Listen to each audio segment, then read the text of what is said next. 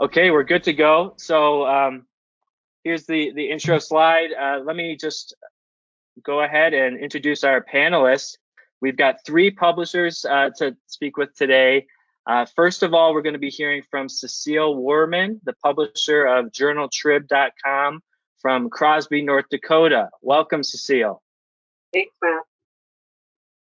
Secondly, we'll be talking to Kyle Jorrey, the editor of the Thousand Oaks Acorn, located in Southern California, just north of LA. Welcome, Kyle. Hey, thanks for having me, Matt. Awesome. And finally, we're going to hear from Tom Lappas, the publisher of the Henrico Citizen, which is located just outside Richmond, Virginia. Tom, thank you for joining us. Hi, Matt, good to be here. Thanks for having me again. Absolutely. So let's talk with Cecile first. I want to kick it off with you. So I'm going to escape that and open up your website. So Cecile, just for a little bit of context, we have a lot of different publishers on today, all different size papers. So just if you could give us a little bit of context, a quick introduction to journaltrib.com. Can you tell us a little bit about your papers, like publication frequency and the circulation size? Sure. We're a weekly. We actually have two papers, the Journal and the Tioga Tribune. They're about an hour apart. Joint circulation is about 3,200. Each of these main towns that we serve, Crosby and Tioga, are, between 1,500 and 2,500 people, and then surrounding rural areas and other smaller towns. We've been with our hometown since November of 2018, I believe. Right. Yep. And so we've just been rolling along with our website and trying to generate more online subscribers. Of the 3,200, we have just under 600 online only subscribers.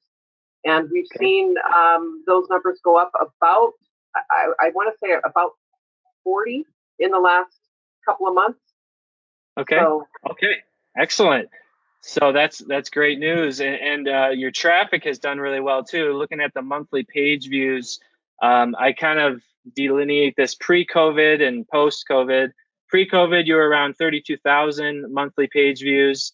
In March, you spiked up 270% increase to 87,000, and now it seems like we're leveling out at around 67,000, which is a 210% increase over pre-COVID.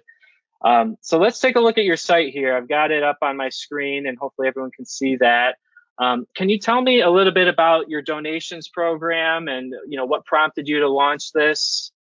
Sure. Well, I think it was actually fairly early in March when we realized that our revenue was just like turning off a faucet. I mean, money stopped coming in like immediately when this all began. And things started shutting down. And I think, like everyone else, you're getting your regular monthly bills and there's all this uncertainty. And if there's a bill that you can set aside for a couple of weeks and not deal with, that's what people did. And so we felt the impact of COVID immediately with people just not paying like they always do. And so we had to do something revenue wise, because we saw like overnight, in the month of March, we lost $25,000. That's a huge hit and a big impact. At the same time, we had all of this breaking news. We in this process went towards a much more frequent posting. Typically on a regular week for pre-COVID, we would post our edition, drive Facebook traffic to the website on individual stories. And through the week, we'd spread that out, 3 or 4 days. But with COVID, we started doing breaking news and posting something every day and pushing traffic, on a daily basis. And because of the public health component of it, we really felt that we needed to drop our paywall. And that was something that was happening. We were seeing that all over the country. So at a time when we're losing, we immediately are losing money. We have more work to do than ever before. We're sending half of our staff to work at home. And yet we're seeing all these people coming and wanting our information. That's where the donate button came in. If I had it to do differently, I think in addition to the donate button, and instead of dropping the paywall, I would have at least required people to use their email to sign in so that we could have captured all of that and marketed to those people in the future. But, there's so much going on. Hindsight's always 20/20. Exactly. I was gonna say that, but I was on mute. Yeah. So that's some good background. I think everyone can relate to that. The number that I've heard repeatedly is 50% of the advertisers dropping out. So anyone listening that's experiencing that, it's not at all uncommon. I've heard that in a lot of different independent conversations. So the donations project, you launched this, and there's a lot of little details that I want to focus on. It really is. It comes down to the details here, and just putting the buttons on the site in strategic positions, and just having it in the front of mind, I guess you could say. So let's just talk about the details here. Again, focusing on something that's actionable from everyone listening. A button right on the homepage like this with a message to support local journalism. I think that phrase is key, and donating today. So we have this button at the top, which is flashy and gets people's attention. And when I click on it, let's look at the donation form page. Okay. This has changed a little since we first put it up. At the time that we had the paywall down, what it did was it said, if you're reading our news and you're appreciating what we're doing, we need your support now. If you're not a subscriber, please become one. And so there was also a button on this page that let people bypass the donate area and go straight to a subscription. So they had the option. Current subscribers, we suggested they consider a donation equal to their annual subscription cost, which is $50. And for those that weren't subscribing, we gave them a direct route from this page to go subscribe. Another important key that I wanted with this, and I got this idea actually from The Guardian, was when you go on and read their stuff, they are almost completely member supported. You can go on and read their stuff for free, but at the end of every single story that they have, there is a button encouraging you to support their journalism. So I wanted that to be true here as well, that you get done reading this story, and at the bottom you have a choice of donating now or subscribing now. Right, absolutely, yep. So this is the type of thing I'm talking about. This is technically an ad that we're running on the site. So it's called a post injection ad. For any customers listening, we can do this type of thing very easily and just insert a message at the end of every article, and then have, like you just said, the option to donate or subscribe, because if we can get them as an auto-renewing subscriber, that's obviously better than a one-time donation. So, and yet the people that were already subscribing, when we suggested they give an amount equal to their subscription amount, the average donation we got was $100. So they actually they went above and beyond. Yeah, I think that's key, and we're going to talk about that with the Acorn. The idea of suggesting a donation, and also with Tom, there's just putting a number out there is helpful. I mean, I know personally, just to see a blank form, I don't really know what to give. I don't know what's appropriate or what's expected. So to have a suggestion there is great. And you have got this here where you can choose your favorite publication. That's kind of nice feedback for you, just to know, because you actually have two print papers on one website. So we have readers from both communities here. Okay, and then they put in their donation amount, real simple, real quick. They put in their credit card and they're done at that point. And still, here it is, subscribe instead, just a reminder at the bottom of the form. So that's also an option. Okay, very cool. I have a couple other things I want to point out here with these. Just the idea that you are, this is really a marketing effort. It's, not just about putting the button on the site, but I think writing editorials or taking letters to the editor and publishing them is really important. It's part of the argument that you're making here, and just presenting the value that you deliver. So actually, this is an article that you wrote about, just the future of newspapers, which a lot of people don't understand really how dire that is even before COVID. But then let's look at this letter to the editor. If I could pull this up too. This is from, a reader that is basically pointing out all the things that would be, the community would be without if there wasn't the local paper. So just this type of thing people don't necessarily think about. So I think just, writing about it and making it part of the whole marketing effort. But I mean, it's just, it's just the facts that you're presenting here. So I think that's a really good approach that people can easily apply. Yeah, I think when people, you got to holler when you're hurt. And somebody said to me, well, I'm really surprised at how open you're being about the financial difficulties that your business is having, because, most businesses keep that very close to the vest. I'm not that kind of person, number one, but number two, I really feel like newspapers are a community institution. I may be the person who technically owns the shares, but it belongs to the community. And so taking that stewardship role, I think, I have a responsibility to let people know if it's in jeopardy. And while we hollered really, really loudly and very early in this process, people really responded to it. Excellent. So I want to take some questions here because we've got 3 that popped up and I missed them as we were talking here. So Daniela was asking, if someone donates in support of local journalism, where does the donation go?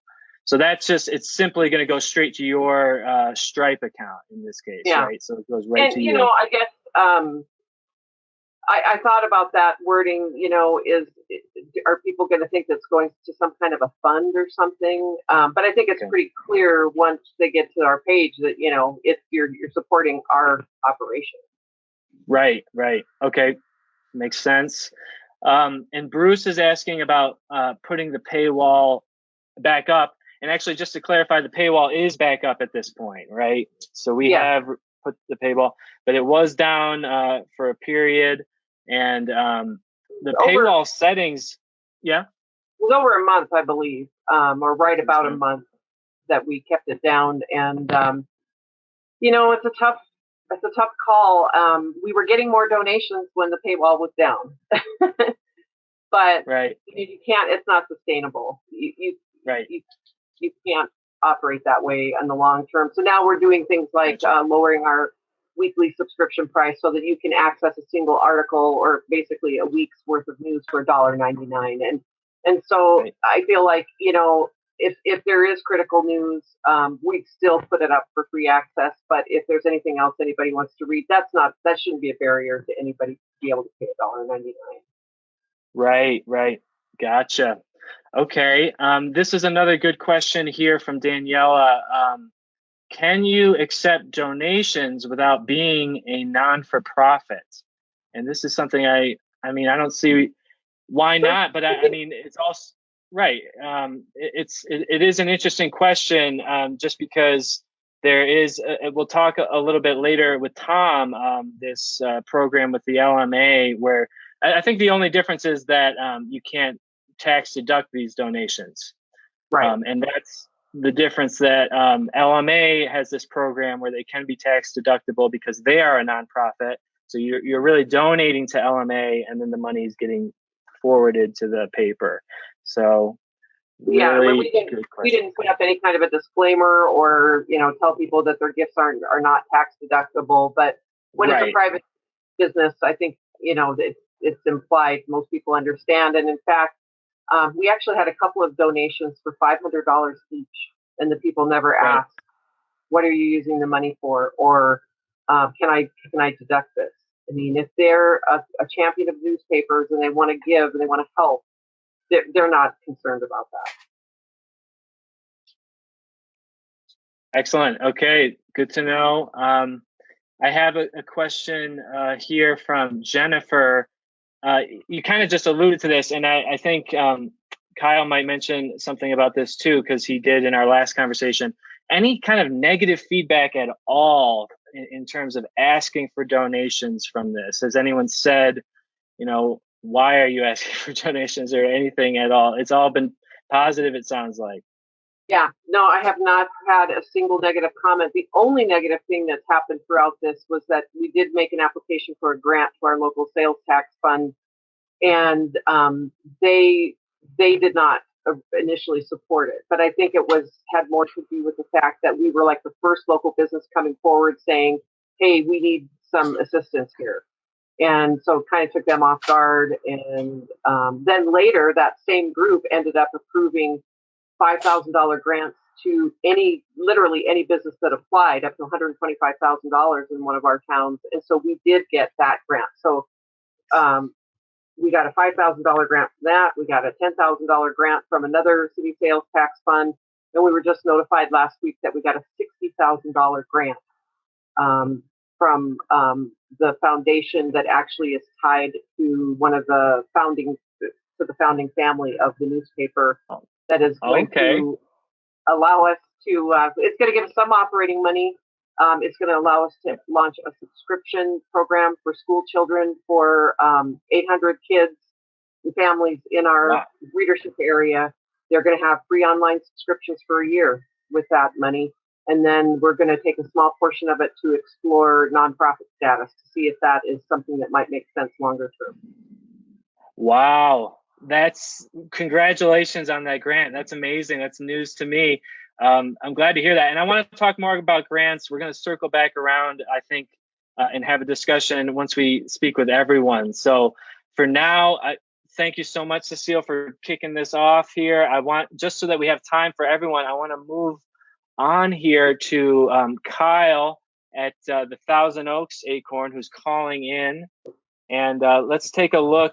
Kyle, I wanted to maybe start off, if we could, with with your subscriptions and what you've done there, just because I think it's so unique and interesting what you've done as a free print paper. Before COVID, actually in 2018, I think it was fall 2018, you launched a metered paywall, right? Yes, we did. And this is Kyle Jorrey. I'm the editor of our Thousand Oaks Acorn. So the Acorn newspapers are actually 5 different papers and 5 different websites. And for many years, we go back with our hometown, I want to say to the mid 2000s. So we've been with our hometown for quite a while. And for many, many years, all we did online was basically take the print product. We have 2 papers that come out once a week on Thursdays, and the other 3 come out on Fridays. And really, we just transferred that print copy onto our website. And that was all we did for many, many years. And over time, because we're a free newspaper, we come to driveways directly. We actually have a circulation of 130,000 papers. So quite a few papers that we're putting out every week in our 5 different communities. But we just noticed we were doing more and more online, breaking stories in the middle of the news week. Special, if we found out something big was happening at a meeting and we didn't get it in the paper, we would put it online. And we just started to think all of our revenue was still in print. And we just weren't, no matter, even with the traffic we were generating online, we just weren't making the revenue we hoped for. So we said, let's see if the people that like the convenience of reading us online, getting us right to their phones, reading us wherever they want, let's see if they'd be willing to pay for it. And I think a lot of people thought we were a little bit crazy because we have a free paper. But believe it or not, we have started to see some success with that.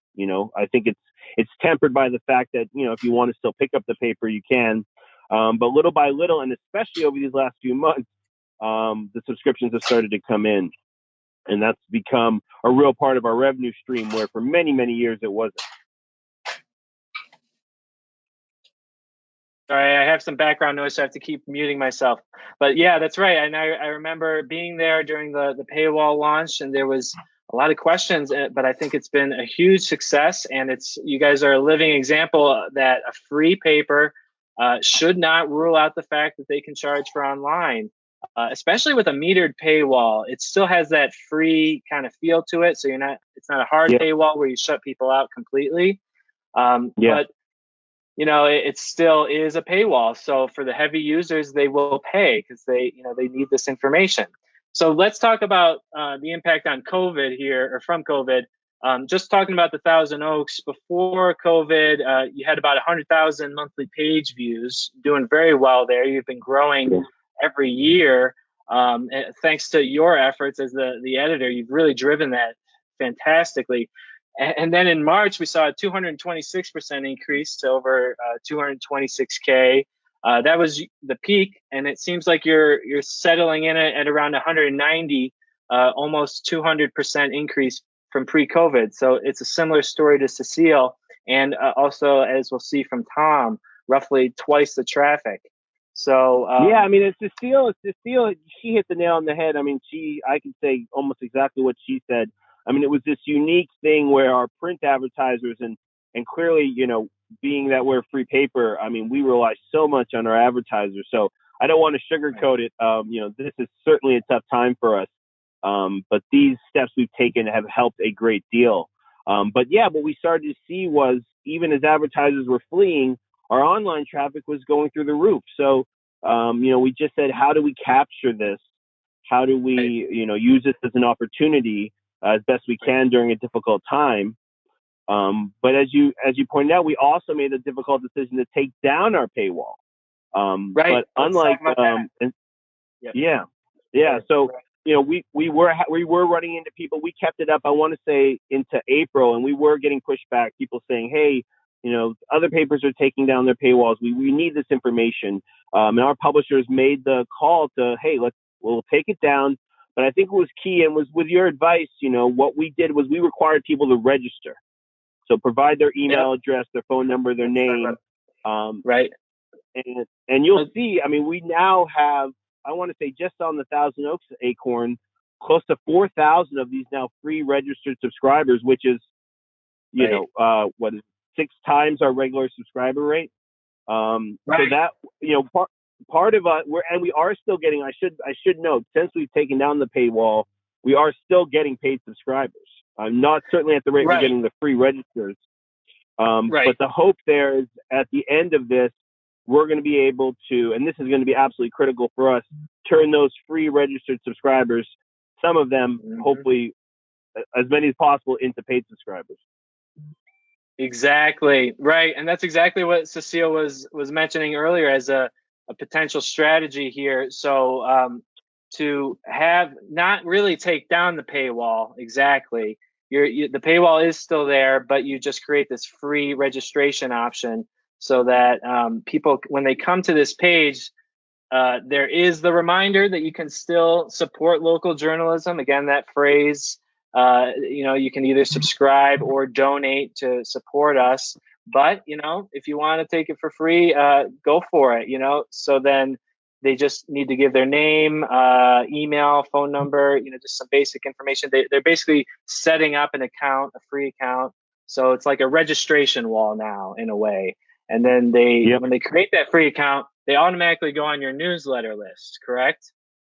Exactly. So, so now they're getting those breaking news updates. They're getting that the paper in their inbox every week, encouraging them to click and look at it. Right. And it's been a great way to gauge what the potential is out there for subscribers. Right. Exactly. Yeah. I look at it as you're building a list of leads, and then some portion of these people, they're interested enough to sign up for a free account. So, there's going to be some of them that are on the fence about buying. So, then what we can do after the paywall or the free option goes away is we can, maybe offer them some promotional discounts to come on board. Or, just the fact that they're on our newsletter list now is a step in the right direction. They're hearing from us every week, or in your case, they're hearing from you every couple of days because you're so active with the newsletter. Now we had a couple questions here about the pricing. So Deborah is asking pricing here. So this is what we're looking at for a free print newspaper. This is what they charge for the website. And that includes we're only doing $36 for that full year. I mean, we've kept it, I think, extremely low, really manageable. We had a lot of debate before we put up the paywall what we would land at. So right now we're still at only $36 for the year. And we do regular discounts where you can get it for 20 or 25. So we think, we're able to tell our readers that people that say, why do your free paper, you have a paywall?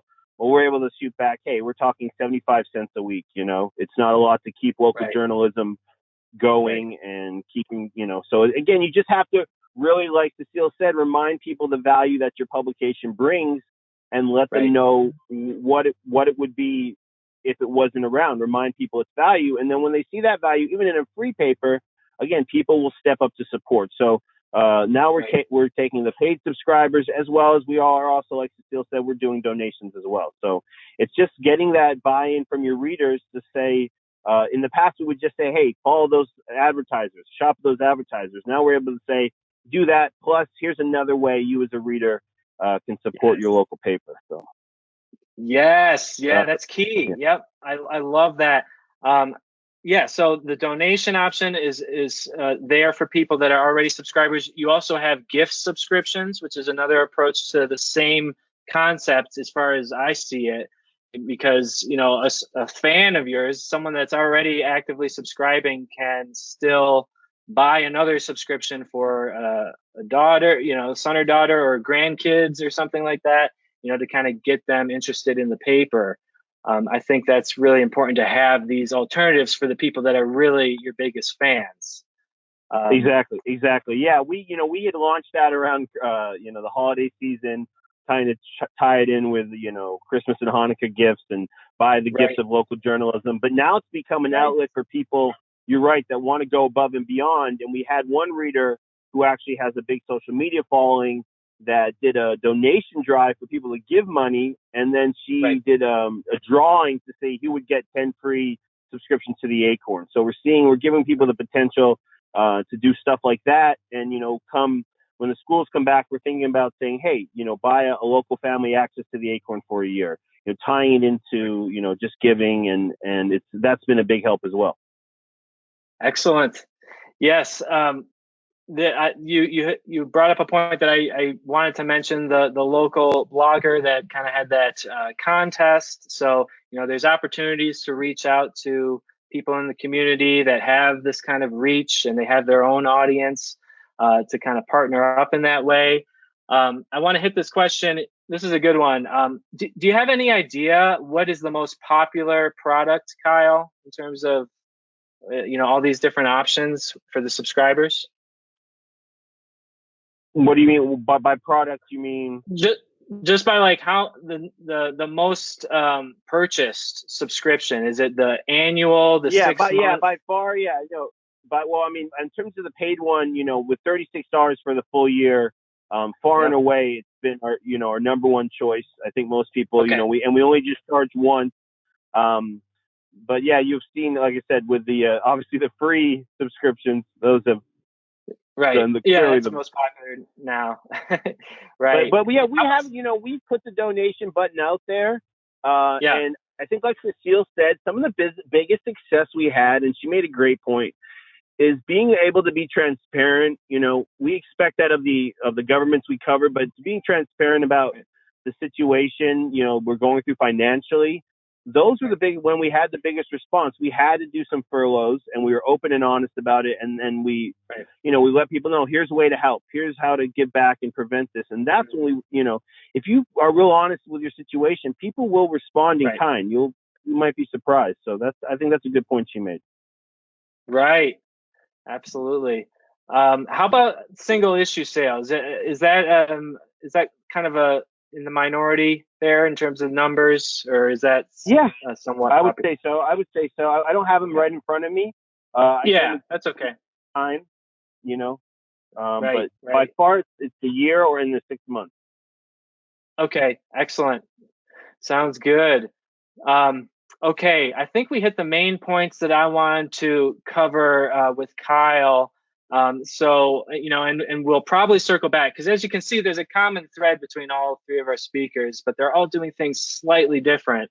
So, maybe we'll circle back towards the end as we answer some of these questions that I may have missed, because there's a lot rolling in here. but I'm trying to hit them all as they come in. But Tom has been patient, so I wanted to get to Tom's site and talk about his approach, because again, just a completely unique approach, so creative, some of the things that he's done with donations. So this is, Tom, just to set the stage a little bit and give the context again, the Henrico Citizen, can you give us the background on the paper in terms of print frequency and circulation size pre-COVID, of course, as we'll talk about? Yeah, sure. Yeah, so I started the paper back in 2001, and we've been twice a month basically since then, until COVID. And very quickly after we published our last March edition, I heard from my biggest advertiser, who probably spends he accounts for 15 or 20% of my revenue, and he said, I have to pull out because we're not doing any business. I'll be back when this ends. Well, not knowing when that was going to be. And quickly I realized I would be hearing that from a couple other of my larger clients, or suspected that I would be. So my decision was, do I keep printing a print product that at best is going to break even and is going to require all this effort to do that? Or do I just bite the bullet and kill the print edition, at least for now, and realizing that in doing that, I would also be costing myself some other, residual business that might not have left. But at the same time, I'd be saving on printing and distribution and all that stuff. So I did the numbers quickly, and it looked like, it would be a wash almost in terms of revenue lost and expenses saved. And I realized, I was going to be a very small operation, basically myself and a few part-timers. So I'm the only full-time employee of the company. So, but I realized that, during this, people were going to want as much news as we could churn out. And I was going to be covering it anyway. And by not having the print edition, I felt like I could probably cover more on a day-to-day basis, during this. So at this point now, we are online only. And I don't know if that's going to be the case forever, but the longer this goes, the more I like being digital only, to be candid with you. And I think our challenge has always been twice a month in print. A lot of what we're running is outdated by the time the print edition comes out, because we've run it online already.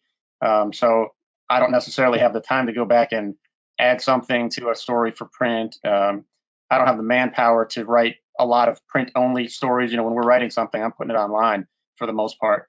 And we're in an urban market, so if we have a big tip about something, or we've got some kind of breaking news or exclusive thing, we want to get it out there, and not risk waiting 2 weeks to run it in print. So we're online only right now. I think it's been going very well from a content perspective.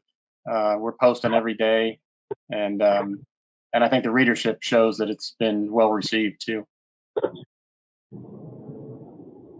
Again, the mute. Okay, so yeah, I want to comment on that, because just looking at the stats from our side, pre-COVID, you were looking at, according to my numbers, I know you have some different numbers with Google Analytics, but around 50,000 monthly page views before.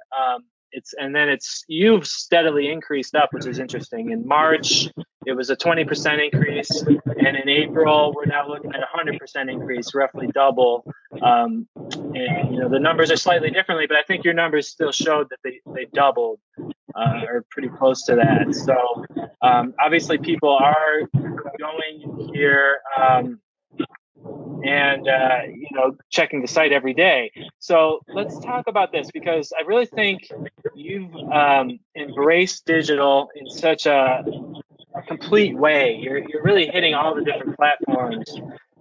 So I'm going to talk about that in a minute. Let me just see here. I think I might have a little bit of, I have some background audio here. I don't know if you guys can hear that. I don't know if that's me, but let's talk about your donations program. So again, right on your homepage in the header, you've got the Support the Citizen button, and that's not actually new, is it? Has that been there, or is that? Yeah, we put that. You all helped us put that out back in, I think, November. Okay. Would just kind of dipping my toes in the water. Like, I stole that from Guardian also. I like their approach. It's very kind of, direct.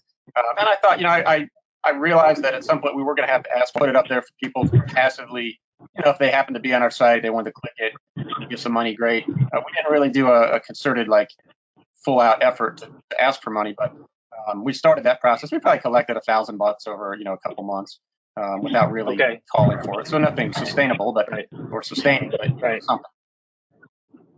Right. Gotcha. Yeah. And I just want to make a note here. I don't know if I can replicate this. Not really too well, but on the mobile phone, that support the citizen is the first thing that people see. And I think that's important, and the color stands out there. So, making it a button, I think that's why you got attention right away. And then if we go down, let's dig into the details of the program. You've taken a unique approach where you are kind of doing two things at once. You're supporting local businesses, local nonprofits, through donations to the paper. So can you tell me a little bit about this program that you're running right now? Yeah, so this is our COVID post-COVID program, and I started this the first week that this all hit, when I realized hey, this is actually going to impact us too. But my thought was I felt difficult for me to go to people, a lot of whom have lost their jobs. I mean, we've had 27,000 people in our county file unemployment now, and so everybody's affected by it. And I didn't feel, I think our business is important, but there are a lot of businesses that are important. And so I didn't feel like telling people hey, you should donate to us as opposed to feeding the homeless or, so I thought, how can I merge those two so that people feel like by donating to us, yes, they're helping us, but they're also helping some community organization. And so we tied it to nonprofits and said, basically, give us some money of your choice, and when you do, we will then donate digital advertising to the nonprofit that you choose. And it varies how much they get based on how much they give. And it's been very well received. We've probably had, I would say, 20 to 30 nonprofits that we've had donations in connection with, and in a few cases, the nonprofits themselves are donating the money to get the. If they donate $200, they get a free month across all of our digital platforms. And that's like a 50 or 60% discount over what they would pay to buy that from us. So, and I'm totally fine with that. It's, so we wanted to give people a way to feel like they're helping not just us, but the community. Exactly.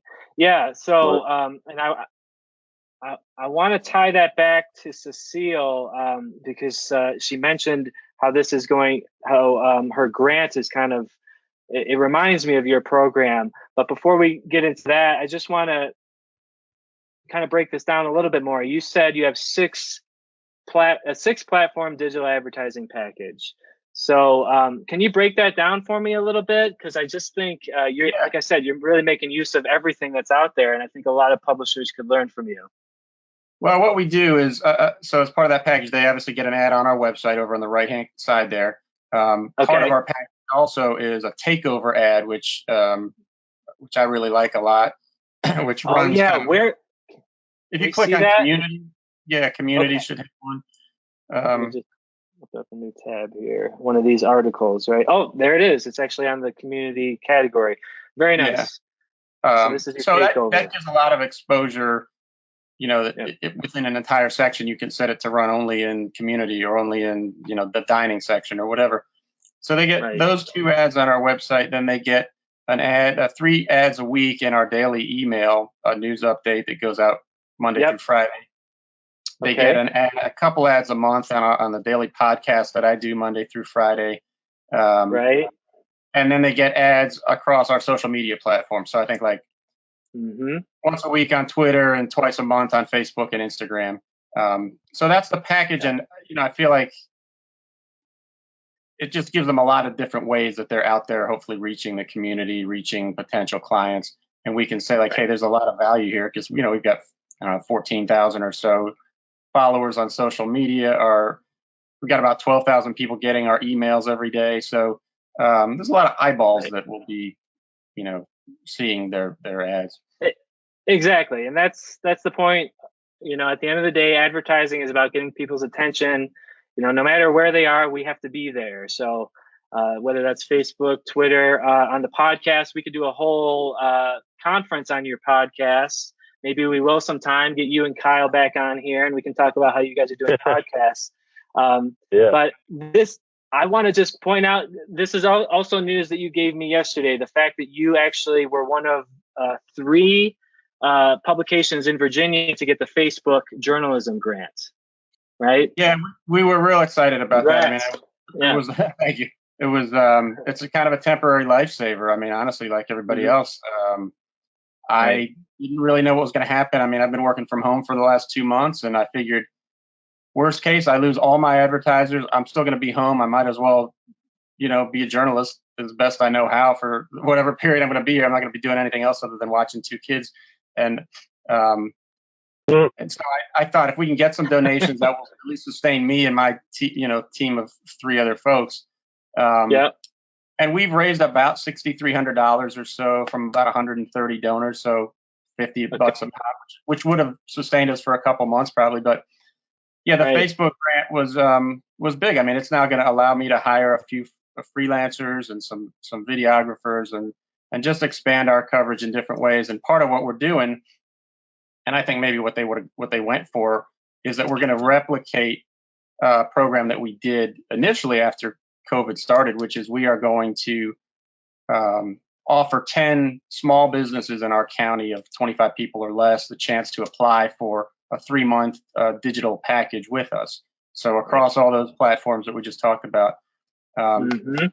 Okay. Yeah, when we did this in mid-March, we got probably 30 applications. We picked 10. We gave them 2 months apiece. It's about $14,000, $15,000 in value that that we gave away. This time, I built in a little advertising supplement essentially as part of that grant from Facebook to pay for that. And so this time we're asking them not only to tell us why they would benefit from it, but also to commit to give in-kind product or services totaling $1,000 to a nonprofit of their choice in our county. And then we'll write about the outcome. So Facebook helps us, we help these 10 businesses, they help 10 nonprofits, and then we cover it. So I thought that was a way that we can take, in this case, Facebook's generosity and pay it forward a couple different ways. I'm excited about seeing how that goes. We haven't quite launched that yet, but. Okay. Well, we'll be following along and watching that as you do roll it out. Just to tie it back to Cecile here, that just, like I said before, what she is doing or has done with the local grants, right? There's it's not the Chamber of Commerce, but basically the equivalent of that. There's a economic development program that you applied for grants for, right? Right. And honestly, I don't know how widespread this is in other regions of the country, but we have the ability to levy local sales taxes if under certain governmental programs that cities can levy a local sales tax. So both of my towns have a 1-cent city sales tax that they use for economic development.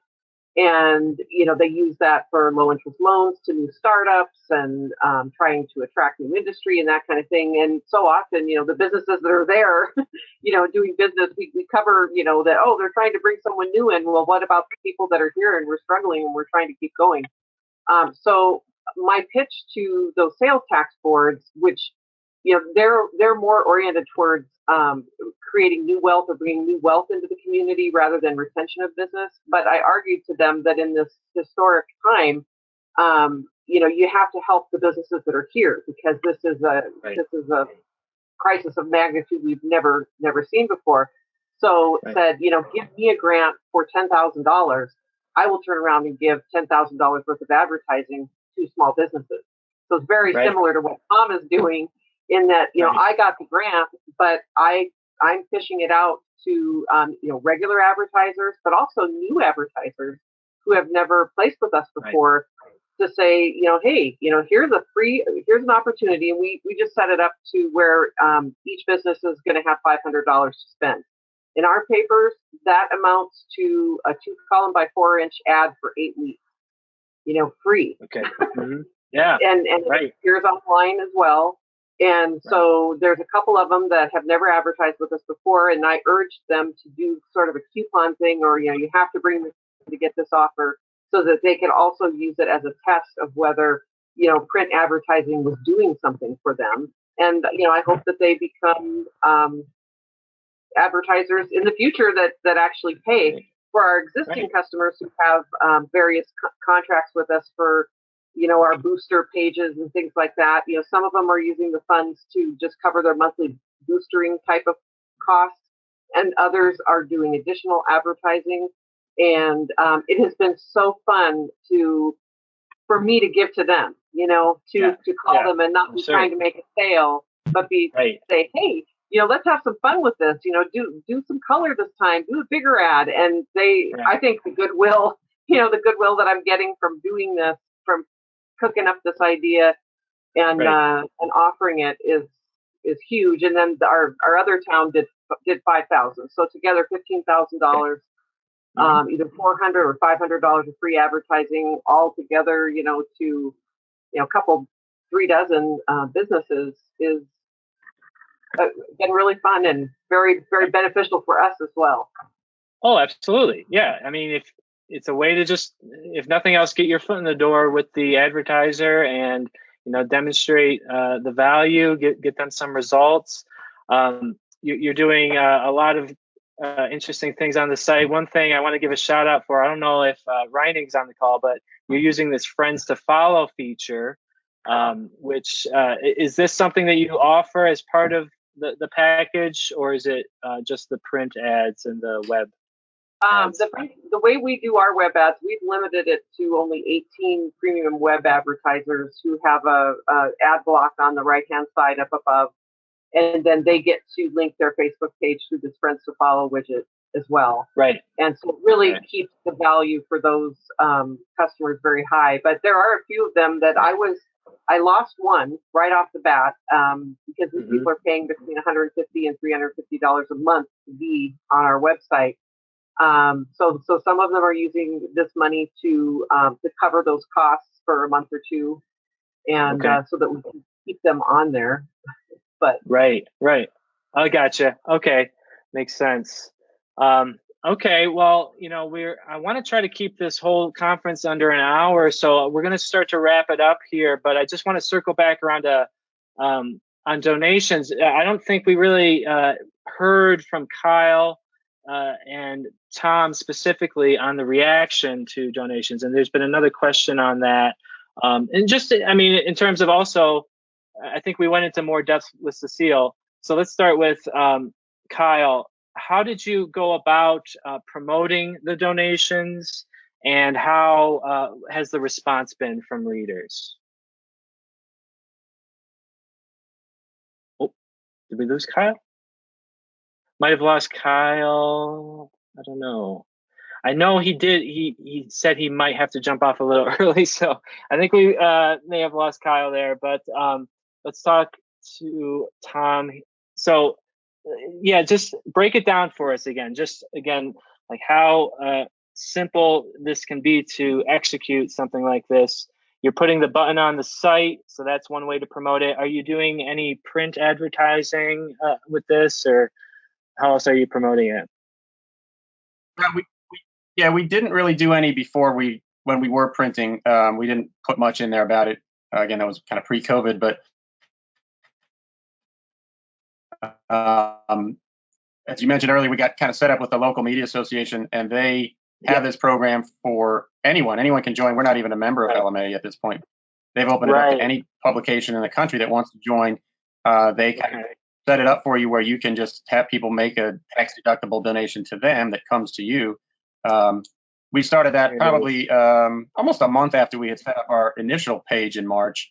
So now we have 2 ways. People can just get to us right through our website in not a tax-deductible way, or they can go to the LMA page and give to us in a tax-deductible way. And it's almost split right down the middle. We've gotten almost the same number of donors and the same donation amounts through each platform, which is interesting. Okay. But we've promoted it. I've sent out basically like a weekly email. First a letter from me, then a letter from my managing editor, then a letter from my calendar and a social media editor, just kind of talking about, from each of our perspectives, like why this is important, why we do what we do, how we would use this money.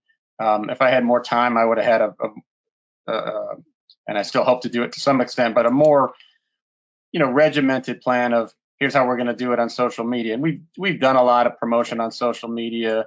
I think it's important to tell people not only what you would do with the money or why it's important now, but show them what you've done for the community in the past and remind them, and maybe link to articles that were particularly important. Here's what we've done for you for X number of years. Yep. This is why we matter. Because people forget, they know that you exist, but they forget some of what you've done. So I think it's important to remind them of that. Absolutely. That's so true. Exactly. Like I was saying earlier with Cecile publishing letters to the editor and things like that. These are just things that some people unfortunately take for granted. So I like the idea of linking to big articles. You can refer to your stats to get that information. What were the biggest articles, most popular in 2019 or whatever. Okay, so Terry's asking, do either of you have questions for each other? I mean, I know you've kind of been going back and forth as we've presented, but any other questions or comments on what the others are doing before we kind of wrap this up? I was just going to say it's so interesting how Tom and I both have a pass-through sort of a way of giving, and I think his point is so well taken about.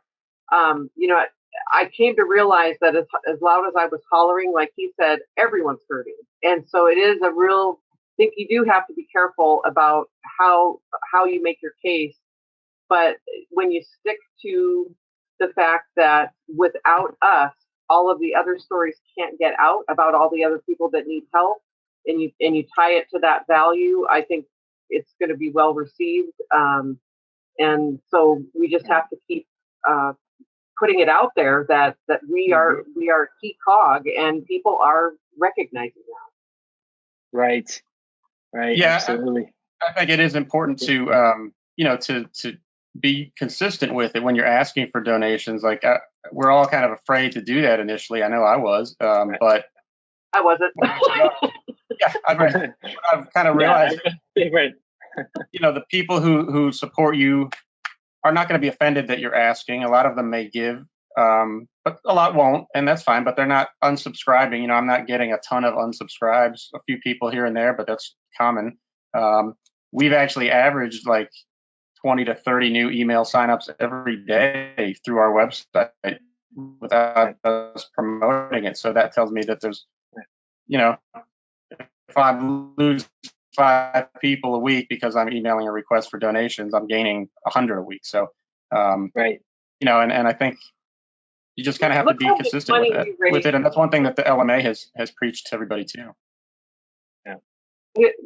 Look how much money we raise all the time for other organizations. We help get the word out about every crisis, about every fire, a family that's out of their home, every other nonprofit organization that needs people support. We need to look at how people respond to those types of crises and realize that they do care about us just as much.